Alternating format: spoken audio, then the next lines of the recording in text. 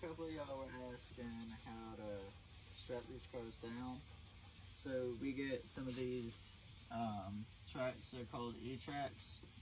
You get them from Harbor Freight or wherever else you want. And strap them down, just get your normal 2-inch ratchet strap. And we do is put the strap over the tire, just like this. Make sure it's tight. And make sure you say these magic words. She ain't going nowhere.